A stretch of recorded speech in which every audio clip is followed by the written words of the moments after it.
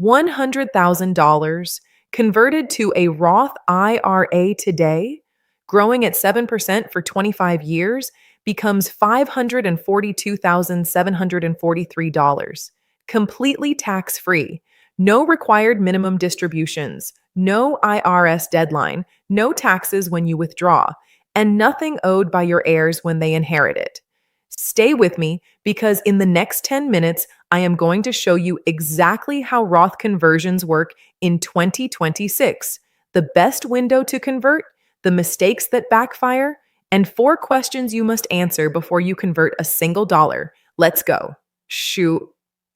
A Roth conversion is the process of moving money from a traditional IRA, 401k, or other pre-tax retirement account into a Roth IRA. The money in your traditional IRA has never been taxed. The IRS allowed you to defer that tax for decades.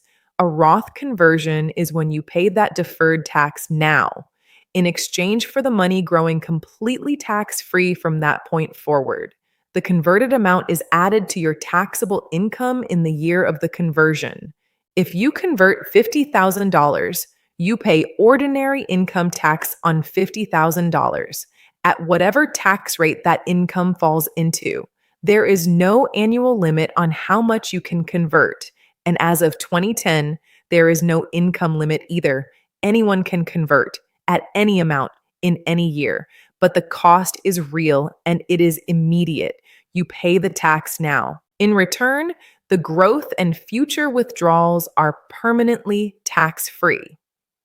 For most retirees, the single best window to execute a Roth conversion strategy is the period between retirement and the age when required minimum distributions begin. Why? Because this is typically the lowest income period of your retirement. You have stopped receiving a salary, you may not have started Social Security yet, or you may be receiving a modest benefit. Your taxable income is lower than it was while you were working, and lower than it will be once RMDs begin forcing taxable withdrawals out of your traditional IRA every year.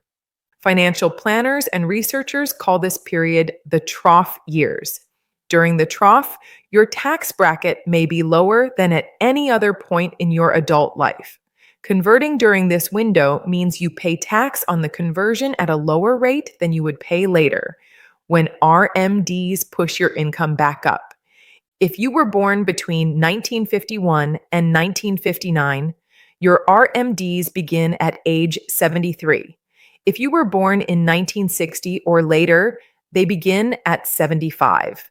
That gives you a window of several years, sometimes a decade or more, to convert systematically and take advantage of your lower income.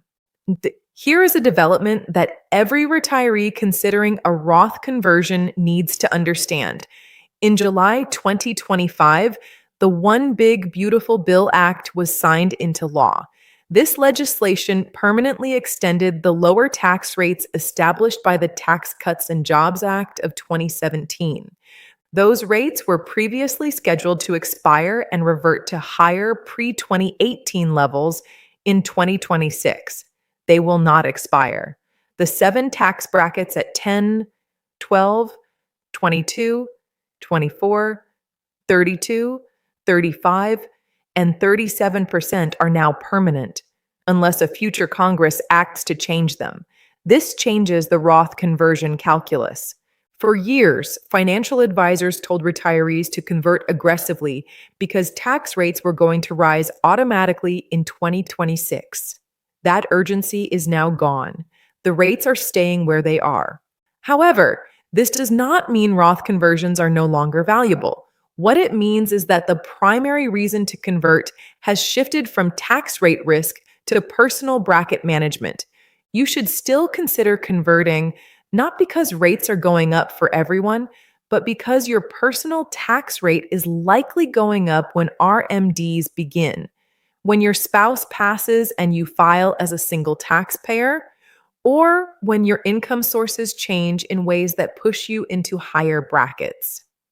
Additionally, a new senior deduction was created under the law an additional $6,000 deduction for taxpayers age 65 and older. This deduction phases out as income rises above $150,000 for married couples filing jointly. A well-timed Roth conversion keeps your income below thresholds that would eliminate this deduction. The most effective Roth conversion strategy in 2026 is bracket filling. Here is how it works. Start with your estimated taxable income for the year before any conversion. That includes Social Security, pension income, dividends, and any other taxable sources. Then identify how much room remains before you hit the top of your current tax bracket or cross into the next one. That gap is how much you can convert at your current rate. For a married couple filing jointly in 2026, the 22% bracket begins at approximately $94,300. If your taxable income before any conversion is $41,000, you have approximately $53,000 of room in the 22% bracket. Converting $53,000 fills that bracket, pays 22% federal tax on the conversion, and keeps you out of the 24% bracket above it. Done annually from retirement through age 72. This couple could move over $200,000 into a Roth IRA at 22%, rather than facing higher rates once RMDs begin. This is the most common Roth conversion mistake retirees make, and it can be expensive. Medicare premiums are based on your income from 2 years prior. If your 2026 income exceeds certain thresholds, your 2028 Medicare Part B and Part D premiums increase. In 2026, the IRMAA surcharge begins when your modified adjusted gross income exceeds $103,000 for individuals, or $206,000 for married couples filing jointly. A Roth conversion that pushes you above these thresholds can add hundreds of dollars per month to your Medicare premiums for an entire year. The practical implication: know your IRMAA thresholds before you convert. Design your conversion to stay just below the next threshold, not just below the next tax bracket. Sometimes the tax cost of crossing an IRMAA tier exceeds the benefit of the additional conversion. There are two different 5-year rules for Roth accounts. Understanding which one applies to you can save you from an unexpected penalty. The first 5-year rule applies to Roth contributions. To withdraw the earnings on contributions, tax-free, the Roth account must have been open for at least 5 years. The second 5-year rule applies specifically to conversions. Each conversion has its own 5-year clock. If you are under age 59 and a half and you withdraw converted funds within 5 years of the conversion, you owe a 10% early withdrawal penalty on the amount withdrawn. Here is the good news for most retirees. If you are age 59 and a half or older at the time of conversion, the 5-year conversion clock does not apply to you. You can withdraw converted funds at any time without penalty. If you are under 59 and a half and you convert, you need to leave those converted funds in the Roth account for at least 5 years before withdrawing them to avoid the penalty. For most retirees executing a pre-RMD conversion strategy, this rule is not a concern, but it is worth confirming your age at time of conversion with a tax advisor. Question 1. Will your tax rate be higher in the future than it is today if you expect RMDs, widow's penalty filing as single, or legislative tax increases to push you into higher brackets later? Converting now at a lower rate makes mathematical sense. If your income is expected to stay the same or decline, the conversion may be less beneficial. Question 2. Can you pay the tax from money outside the IRA?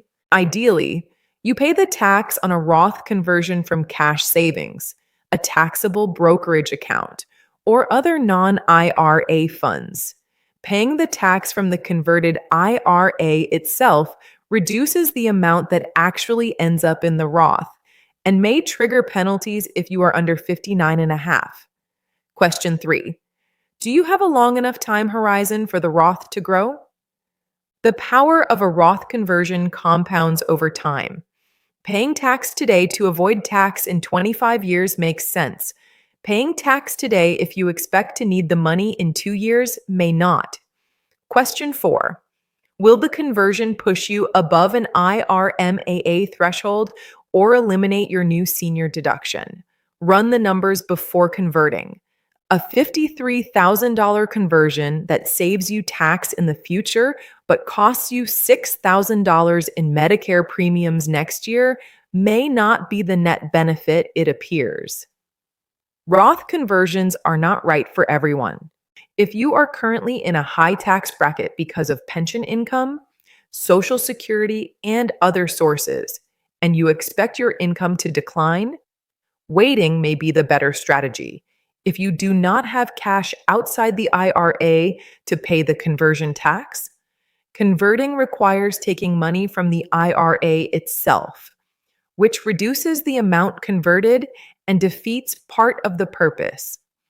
If you are in poor health and do not expect a long retirement, the time value of the tax-free growth may not outweigh the upfront tax cost. And if your heirs are in lower tax brackets than you are, leaving them a traditional IRA taxed at their lower rate may be more efficient than converting and paying your higher rate today. Roth conversions are a powerful tool, but the right amount, the right timing, and the right coordination with your other income sources determines whether they help or hurt. $100,000 converted to a Roth, growing for 25 years, becomes $542,000 of completely tax-free income. The math is compelling, but the strategy is personal. Know your bracket, know your IRMAA thresholds, know your time horizon. And if you are in the trough years right now, between retirement and the start of your RMDs, that window may be the most tax-efficient opportunity you will ever have. If this video helped you think through your Roth strategy more clearly, please share it with someone approaching retirement. Subscribe if you haven't already, and I will see you in the next video. Stay safe and stay protected.